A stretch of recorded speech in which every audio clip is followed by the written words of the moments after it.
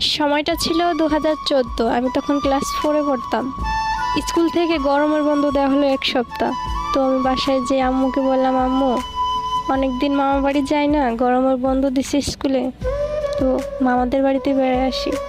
আম্মু বলল, তোমার আব্বুকে বলো। আব্বুকে গিয়ে বললাম, আব্বু মামাদের বাড়ি বেড়াতে যাব, স্কুল বন্ধ দিছে। আব্বু বলল, এখন বেড়াতে যাবি? যা তাহলে, বেশি দিন বেড়াস না, তাড়াতাড়ি চলে আসিস।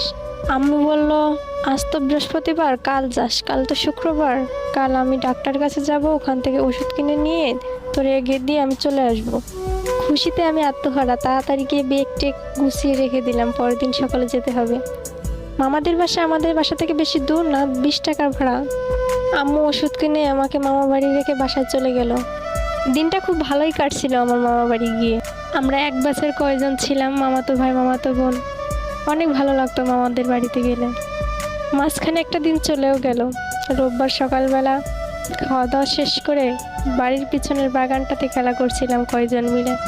হঠাৎ করে দেখি আমার আব্বু এসে বলতেছে, তামান্না এদিকে আয়। আমি বললাম, আব্বু তুমি কখন আসলা? আব্বু বলতেছে, এই তো এখন আসছি, চল বাড়ি চল। আমি বলতেছি, কেন আব্বু? দুদিনই তো হয়নি এখনো আসছি।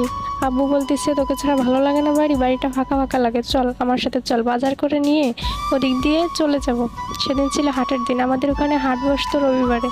আমিও জেদি বাচ্চা, আমি বললাম, না আমি যাব না এখন, তুমি চলে যাও, আমি কয়দিন থেকে তারপর যাব। আমার আব্বুর মুখটা কেমন জানি ভারী হয়ে গেল। 20 টাকা হাতে দিয়ে বলল, আচ্ছা ঠিক আছে, কিছু কিনে খাস। তাই বলে বেশিক্ষণ আর দাঁড়ালো না আব্বু, তাড়াতাড়ি বাড়ির দিকে রওনা দিল। আমি একবার ভাবলাম আব্বুর কি হলো, হঠাৎ করে মন খারাপ করে আবার চলে গেল। ভেবেও আর ভাবলাম না, তাড়াতাড়ি গিয়ে ওদের সাথে আবার যোগ দিলাম খেলায়। দুপুরবেলা খাওয়া দাওয়া শেষ করার পর মামার রুমে যে টিভি দেখতে লাগলাম। টিভি দেখতেছি, কিন্তু আমার মনে কোনো শান্তি হচ্ছে না। চোখ দিয়ে মনে হচ্ছে চোখগুলো কেমন বের হয়ে যাচ্ছে, আমার পরানটা উতলা লাগছে খুব। জানি না কেন এমন হচ্ছে, কেন আমার রুম থেকে একবার বাইরে বের হচ্ছি, আবার রুমে ঢুকছি, টিভি দেখছি, তবুও মনে কেমন জানি লাগছে, চোখ দিয়ে এমনি এমনি পানি বের হচ্ছে, মনের ভিতর শান্তি পাচ্ছি না। হঠাৎ করে কে জানি আমার আন্টির ফোনে ফোন দিছে। ফোন দেওয়ার পর 4-5 জনে মিলে পিস পিস করে কি জানি বলছে।